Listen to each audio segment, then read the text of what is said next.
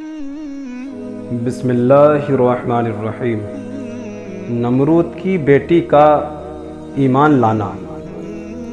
جب نمرود کی بیٹی رغفہ نے بلند مقام سے دیکھا کہ ابراہیم علیہ السلام صحیح و سالم ہیں اور نار نمرود گلزار بنا ہوا ہے، تو رغفہ کے دل میں ایمان پیدا ہو گیا اور اس نے حضرت ابراہیم علیہ السلام سے اجازت لے کر کلمہ پڑھتے ہوئے یعنی لا الہ الا اللہ ابراہیم خلیل اللہ پڑھتے ہوئے بلند مکان سے نار نمرود میں کود گئی۔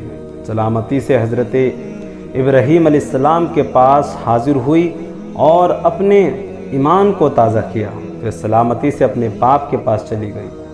جب نمرود نے اپنی بیٹی کا ایمان اور پھر اس کا بلند مکان سے آگ میں جانا اور آگ سے سلامت رہنا مشاہدہ کیا، بڑا تعجب میں پڑا، مگر لوگوں کی ملامت سے ڈرتے ہوئے اپنے باطل دین پر قائم رہا، اگرچہ اس کے سامنے حضرت ابراہیم علیہ السلام کے دین کی حقانیت آفتاب سے زیادہ ظاہر ہو چکی تھی۔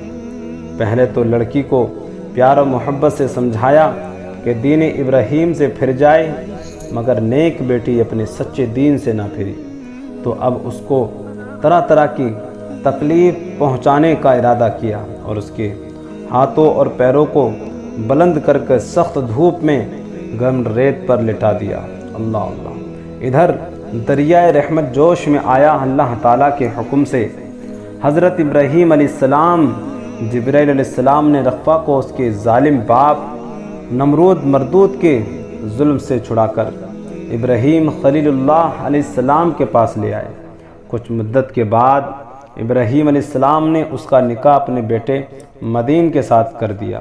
اللہ تعالیٰ نے اس سعادت مند لڑکی سے 20 فرزند بطن پیدا فرمائے اور جو سب کے سب مسند نبوت پر فائز تھے۔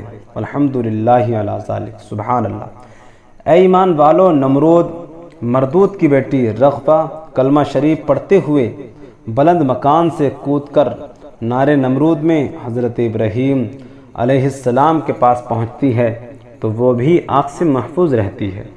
یہ ہے کلمہ شریف کی برکت اور نبی کی محبت کا اثر۔ اگر ہم بھی کلمہ شریف پڑھنا اپنی عادت بنا لیں اور پیارے نبی اکرم صلی اللہ علیہ وسلم سے سچی محبت کریں تو بروز قیامت کلمہ شریف کی برکت اور پیارے مصطفیٰ صلی اللہ علیہ وسلم کی رحمت سے دنیا کی ہر بلا مصیبت کی آگ سے اور قیامت کے دن دوزخ کی آگ سے محفوظ رہیں گے انشاءاللہ۔